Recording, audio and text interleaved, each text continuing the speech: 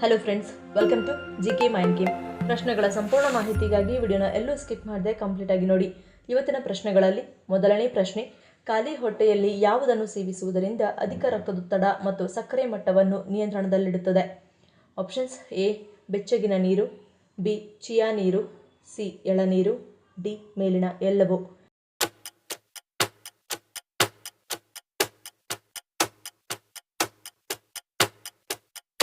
ಸರಿಯಾದ ಉತ್ತರ option B chia ನೀರು. ಚಿಯಾ ಬೀಜ ಪೋಷಕಾಂಶಗಳಿಂದ ಸಮೃದ್ಧವಾಗಿದೆ. ಇದು ಅನೇಕ ಆರೋಗ್ಯ ಪ್ರಯೋಜನಗಳನ್ನು ಹೊಂದಿದೆ. ಖಾಲಿ ಹೊಟ್ಟೆಯಲ್ಲಿ ಇದರ ನೀರು ಕುಡಿಯುವುದು ಹೆಚ್ಚು ಪ್ರಯೋಜನಕಾರಿಯಾಗಿದೆ. ಬೆಳಗ್ಗೆ ಚಿಯಾ ಬೀಜದ ನೀರನ್ನು ಕುಡಿಯುವುದರಿಂದ ಜೀರ್ಣಕ್ರಿಯೆಗೆ ಸಹಾಯ ಮಾಡುತ್ತದೆ. ಇದು ಕರುಳಿನ ಚಲನೆಯನ್ನು ಉತ್ತೇಜಿಸುತ್ತದೆ ಮತ್ತು ಆರೋಗ್ಯಕರ ಜೀರ್ಣಾಂಗ ವ್ಯವಸ್ಥೆಗೆ ಕೊಡುಗೆ ನೀಡುತ್ತದೆ. ಚಿಯಾ ಬೀಜದ ನೀರು ಕುಡಿಯುವುದರಿಂದ ಹೊಟ್ಟೆಯು ದೀರ್ಘಕಾಲದವರೆಗೆ ತುಂಬಿರುತ್ತದೆ. ಇದು ಕ್ಯಾಲೋರಿ ಸೇವನೆಯನ್ನು ಕಡಿಮೆ ಮಾಡುತ್ತದೆ ಮತ್ತು ತೂಕ ಇಳಿಕೆಗೆ ಸಹಾಯ ಮಾಡುತ್ತದೆ. ಚಿಯಾ ಬೀಜ ಒಮೆಗಾ 3 ಕೊಬ್ಬಿನಾಮ್ಲಗಳನ್ನು ಹೊಂದಿದೆ. ಇದು ಉರಿಯೂತ ಕಡಿಮೆ ಮಾಡಲು, ರಕ್ತದೊತ್ತಡ ಕಡಿಮೆ ಮಾಡಲು ಹಾಗೂ ಕೊಲೆಸ್ಟ್ರಾಲ್ ಮಟ್ಟವನ್ನು ಸುಧಾರಿಸಲು ಸಹಾಯ ಮಾಡುತ್ತದೆ. ರಕ್ತದಲ್ಲಿನ ಸಕ್ಕರೆ ಮಟ್ಟವನ್ನು ನಿಯಂತ್ರಿಸಲು ಸಹಾಯಕವಾಗಿದೆ. ಎರಡನೇ ಪ್ರಶ್ನೆ, ಯಾವ ಎಣ್ಣೆಯ ಒಂದೆರಡು ಹನಿಯು ಸೊಳ್ಳೆಗಳನ್ನು ಮನೆಯಿಂದ ಹೊರಗೆ ಓಡಿಸಲು ನೆರವಾಗುತ್ತದೆ? ಆಪ್ಷನ್ಸ್: ಎ ಹೊಂಗೆ ಎಣ್ಣೆ, ಬಿ ಸಾಸಿವೆ ಎಣ್ಣೆ, ಸಿ ಬಾದಾಮಿ ಎಣ್ಣೆ, ಡಿ ಬೇವಿನ ಎಣ್ಣೆ.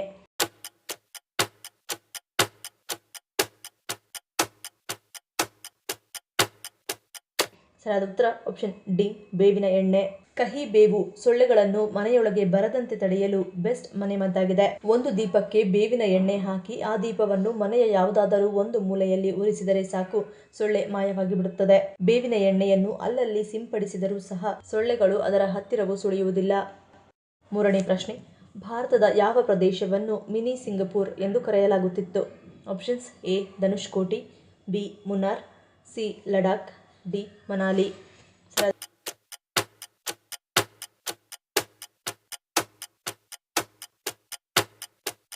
ಉತ್ತರ ಆಪ್ಷನ್ ಎ ಧನುಷ್ಕೋಟಿ.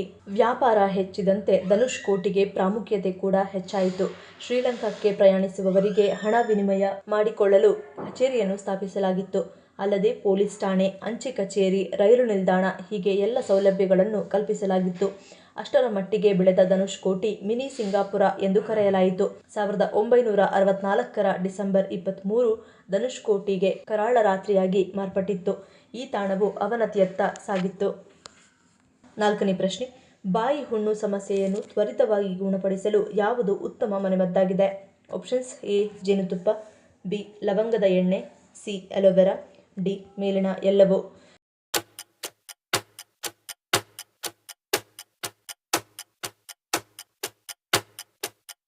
ಸರಿಯಾದ ಉತ್ತರ ಆಪ್ಷನ್ ಡಿ ಮೇಲಿನ ಎಲ್ಲವೂ.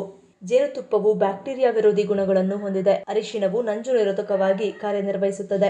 ಎರಡನ್ನು ಒಟ್ಟಿಗೆ ಬೆರೆಸಿ ಪೇಸ್ಟ್ ಮಾಡಿ ಹುಣ್ಣುಗಳ ಮೇಲೆ ಹಚ್ಚಿ. ಈ ಪಾಕವಿಧಾನವು ಹುಣ್ಣುಗಳನ್ನು ತ್ವರಿತವಾಗಿ ಗುಣಪಡಿಸುವಲ್ಲಿ ಮತ್ತು ನೋವು ನಿವಾರಣೆಯನ್ನು ಮಾಡುವಲ್ಲಿ ಬಹಳ ಪರಿಣಾಮಕಾರಿಯಾಗಿದೆ.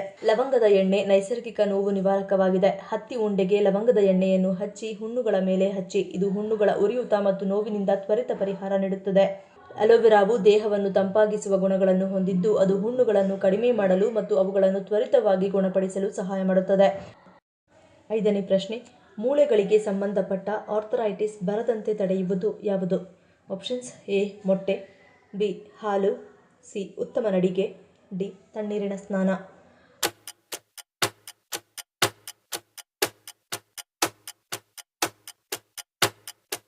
ಸರಿಯಾದ ಉತ್ತರ ಆಪ್ಷನ್ ಡಿ ತಣ್ಣೀರಿನ ಸ್ನಾನ.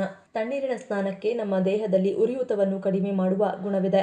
ಅಂದರೆ ನಮ್ಮ ರಕ್ತನಾಳಗಳನ್ನು ಕುಗ್ಗಿಸಿ ಉರಿಯೂತವನ್ನು ನಿಯಂತ್ರಣ ಮಾಡಿ ಉರಿಯೂತಕ್ಕೆ ಕಾರಣವಾಗುವಂತಹ ರಾಸಾಯನಿಕ ಅಂಶಗಳನ್ನು ಕಡಿಮೆ ಮಾಡಿ ಮೂಳೆಗಳಿಗೆ ಸಂಬಂಧಪಟ್ಟ ಆರ್ಥರೈಟಿಸ್ ಬರದಂತೆ ತಡೆಯುತ್ತದೆ.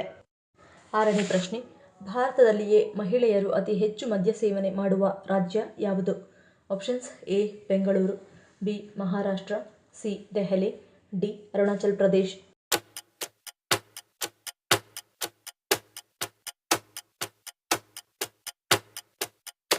ಸರಿಯಾದ ಉತ್ತರ ಆಪ್ಷನ್ ಡಿ ಅರುಣಾಚಲ್ ಪ್ರದೇಶ್. ಬದಲಾಗುತ್ತಿರುವ ಸಂಸ್ಕೃತಿ ಮತ್ತು ಪಾಶ್ಚಿಮಾತ್ಯ ಪ್ರವೃತ್ತಿಗಳೊಂದಿಗೆ ಮಹಿಳೆಯರು ಸಹ ಈಗ ಮದ್ಯದ ವ್ಯಸನಿಯಾಗುತ್ತಿದ್ದಾರೆ. ವಿಶೇಷವಾಗಿ ಯುವಜನರು ಒತ್ತಡ ನಿವಾರಿಸಿಕೊಳ್ಳಲು ಮದ್ಯದ ಮೊರೆ ಹೋಗುತ್ತಿದ್ದಾರೆ. ಅರುಣಾಚಲ್ ಪ್ರದೇಶದಲ್ಲಿ 15 ರಿಂದ 49 ವರ್ಷ ವಯಸ್ಸಿನ 26% ಮಹಿಳೆಯರು ಮದ್ಯಪಾನ ಮಾಡುತ್ತಾರೆ. ಈ ಹೆಚ್ಚಿನ ಪ್ರಮಾಣವು ಮದ್ಯಪಾನವನ್ನು ಪ್ರೋತ್ಸಾಹಿಸುವ ರಾಜ್ಯದ ಸಂಸ್ಕೃತಿಯಿಂದಾಗಿ. ಇನ್ನು ಎರಡನೆಯದಾಗಿ ಸಿಕ್ಕಿಂನಲ್ಲಿ 16.2% ಮಹಿಳೆಯರು ಮದ್ಯಪಾನ ಮಾಡುತ್ತಾರೆ. ಇದು ಪಟ್ಟಿಯಲ್ಲಿ 2ನೇ ಸ್ಥಾನದಲ್ಲಿದೆ. ಈ ರಾಜ್ಯವು ತನ್ನ ಮನೆಯಲ್ಲಿ ತಯಾರಿಸಿದ ಮದ್ಯಕ್ಕೆ ಹೆಸರುವಾಸಿಯಾಗಿದೆ. ಇನ್ನು 3ನೇ ಸ್ಥಾನವನ್ನು ಅಸ್ಸಾಂ ಪಡೆದುಕೊಂಡಿದ್ದು 7.3% ಮಹಿಳೆಯರು ಮದ್ಯಪಾನ ಮಾಡುತ್ತಾರೆ. ಮೊದಲ 2 ಈಶಾನ್ಯ ರಾಜ್ಯಗಳಂತೆ ಅಸ್ಸಾಂನ ಬುಡಕಟ್ಟು ಸಮುದಾಯಗಳು ಸಹ ಮದ್ಯ ತಯಾರಿಕೆ ಮತ್ತು ಸೇವನೆಯ ದೀರ್ಘ ಸಂಪ್ರದಾಯವನ್ನು ಹೊಂದಿವೆ. 7ನೇ ಪ್ರಶ್ನೆ. ಬೆಳಗ್ಗೆ ಎದ್ದ ತಕ್ಷಣ ನೆನೆಸಿದ ಒಣದ್ರಾಕ್ಷಿಯನ್ನು ತಿನ್ನುವುದರಿಂದ ಯಾವ ಸಮಸ್ಯೆ ನೈಸರ್ಗಿಕವಾಗಿ ಪರಿಹಾರವಾಗುತ್ತದೆ? Options: A. ಮಲಬದ್ಧತೆ, ಬಿ. ರಕ್ತಹೀನತೆ, ಸಿ. ರಕ್ತದೊತ್ತಡ, ಡಿ. ಮೇಲಿನ ಎಲ್ಲವೂ.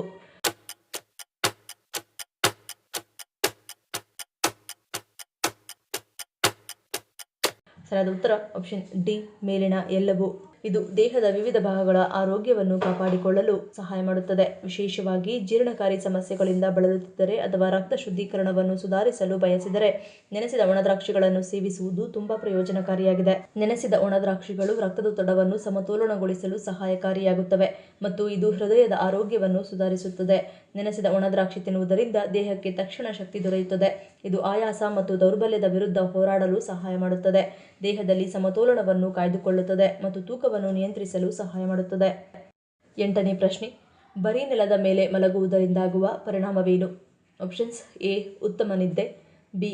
ಬೆನ್ನು ನೋವು ನಿವಾರಣೆ, ಸಿ. ನರಗಳ ಸಮಸ್ಯೆ, ಡಿ. ಮೂತ್ರಪಿಂಡ ಸಮಸ್ಯೆ.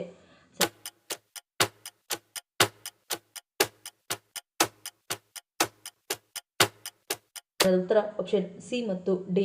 ಬರೀ ನೆಲದ ಮೇಲೆ ಮಲಗುವುದರಿಂದ ನೈಸರ್ಗಿಕವಾಗಿ ದೇಹವನ್ನು ತಂಪಾಗಿಸುವ ಶಕ್ತಿ ಹೆಚ್ಚಾಗಿರುತ್ತದೆ. ಆದ್ದರಿಂದ ಇದು ದೇಹದ ಆಂತರಿಕ ಶಾಖವನ್ನು ಕಡಿಮೆ ಮಾಡುತ್ತದೆ. ಅಲ್ಲದೆ ಇದು ರೋಗನಿರೋಧಕ ವ್ಯವಸ್ಥೆಯ ಮೇಲೆ ಪರಿಣಾಮವನ್ನು ಬೀರುತ್ತದೆ. ಸಂಧಿವಾತ ಇರುವವರಲ್ಲಿ ನಡುಕವನ್ನು ಉಂಟು ಮಾಡುತ್ತದೆ ಮತ್ತು ನೋವನ್ನು ಹೆಚ್ಚಿಸುತ್ತದೆ. ಬರೀ ನೆಲದ ಮೇಲೆ ಮಲಗುವುದರಿಂದ ಬೆನ್ನು ಮೂಳೆಯು ನೆಲವನ್ನು ಸರಿಯಾಗಿ ಸ್ಪರ್ಶಿಸುವುದಿಲ್ಲ. ಇದು ಬೆನ್ನು ಮತ್ತು ಮೊಣಕಾಲುಗಳ ಮೇಲೆ ಹೆಚ್ಚಿನ ಒತ್ತಡವನ್ನು ಬೀರುತ್ತದೆ ಮತ್ತು ನೋವು ಉಂಟು ಮಾಡುತ್ತದೆ. ಇನ್ನು ತಣ್ಣನೆಯ ನೆಲದ ಮೇಲೆ ಮಲಗಿದಾಗ ಹೊಟ್ಟೆಯ ಕೆಳಭಾಗವು ಹೆಚ್ಚು ಶೀತವನ್ನು ಹೀರಿಕೊಳ್ಳುತ್ತದೆ. ಇದು ಮೂತ್ರಪಿಂಡಗಳ ಮೇಲೆ ನೇರವಾಗಿ ಪರಿಣಾಮ ಬೀರುತ್ತದೆ. ಮೂತ್ರಪಿಂಡಗಳು ತಾಪಮಾನದಲ್ಲಿ ಕಾರ್ಯನಿರ್ವಹಿಸುವ ಅಂಗಗಳಾಗಿರುವುದರಿಂದ ಶೀತಕ್ಕೆ ನೇರವಾಗಿ ಒಡ್ಡಿಕೊಳ್ಳುವುದರಿಂದ ಮೂತ್ರ ವಿಸರ್ಜನೆಯ ತೊಂದರೆಗಳು ಹೆಚ್ಚಾಗಬಹುದು. ಮೂತ್ರಪಿಂಡದ ಕಲ್ಲುಗಳು ರೂಪುಗೊಳ್ಳುವ ಸಾಧ್ಯತೆ ಹೆಚ್ಚು. ಇದು ರಕ್ತ ಪರಿಚಲನೆ ದುರ್ಬಲಗೊಳ್ಳಲು ಕಾರಣವಾಗುತ್ತದೆ. ಮೂತ್ರಪಿಂಡ, ಪಾರ್ಶ್ವವಾಯು ಮತ್ತು ನರಗಳ ಸಮಸ್ಯೆಗಳು ಹೆಚ್ಚಾಗುತ್ತವೆ. ಸ್ನಾಯುಗಳು ದುರ್ಬಲವಾಗುತ್ತವೆ ಮತ್ತು ನೀವು ದಣಿಯುತ್ತೀರಿ. ಕಾಲಾನಂತರದಲ್ಲಿ ನರಗಳ ಸಮಸ್ಯೆಗಳು ಬೆಳೆಯುತ್ತವೆ. 9ನೇ ಪ್ರಶ್ನೆ. ಕ್ಯಾನ್ಸರ್ ವಿರುದ್ಧ ಹೋರಾಡುವಲ್ಲಿ ಯಾವುದು ಹೆಚ್ಚು ಪ್ರಮುಖ ಪಾತ್ರ ವಹಿಸುತ್ತದೆ? Options: A. ಲಕ್ಷ್ಮಣ ಫಲ, ಬಿ. ಹಾಗಲಕಾಯಿ, ಸಿ. ತ್ರಿಫಲ ಚೂರ್ಣ, ಡಿ. ಶತಾವರಿ.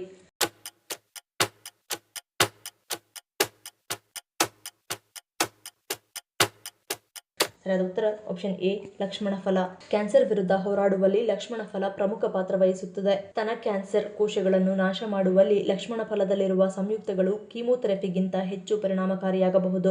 ಲಕ್ಷ್ಮಣ ಫಲವು ಕ್ಯಾನ್ಸರ್ ಕೋಶಗಳನ್ನು ಕೊಲ್ಲುವ ಸಾಮರ್ಥ್ಯವನ್ನು ಹೊಂದಿವೆ. ಉರಿಯೂತವನ್ನು ಕಡಿಮೆ ಮಾಡುತ್ತದೆ. ಇದರಲ್ಲಿರುವ ಆಸಿಡೋಜೆನಿನ್ಗಳು, ಆಲ್ಕೊಲಾಯ್ಡ್ಗಳು ಮತ್ತು ಫ್ಲೇವನಾಯ್ಡ್ಗಳಂತಹ ಸಂಯುಕ್ತಗಳು ಕ್ಯಾನ್ಸರ್ ತಡೆಗಟ್ಟುವಲ್ಲಿ ಸಹಾಯಕವಾಗಿವೆ. 10ನೇ ಪ್ರಶ್ನೆ. ಅಂತಾರಾಷ್ಟ್ರೀಯ ಹಾಕಿ ಒಕ್ಕೂಟದ ಪ್ರಧಾನ ಕಚೇರಿ ಎಲ್ಲಿದೆ? Options: A. France, B. Bharat, C. Switzerland, D. Australia.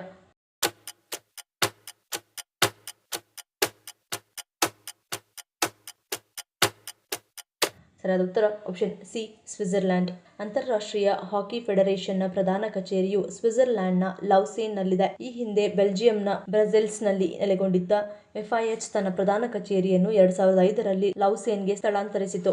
ಲೌಸೇನ್ ಅನೇಕ ಅಂತಾರಾಷ್ಟ್ರೀಯ ಕ್ರೀಡಾ ಸಂಸ್ಥೆಗಳಿಗೆ ನೆಲೆಯಾಗಿರುವುದರಿಂದ ಇದನ್ನು ಒಲಿಂಪಿಕ್ ರಾಜಧಾನಿ ಎಂದು ಕರೆಯಲಾಗುತ್ತದೆ.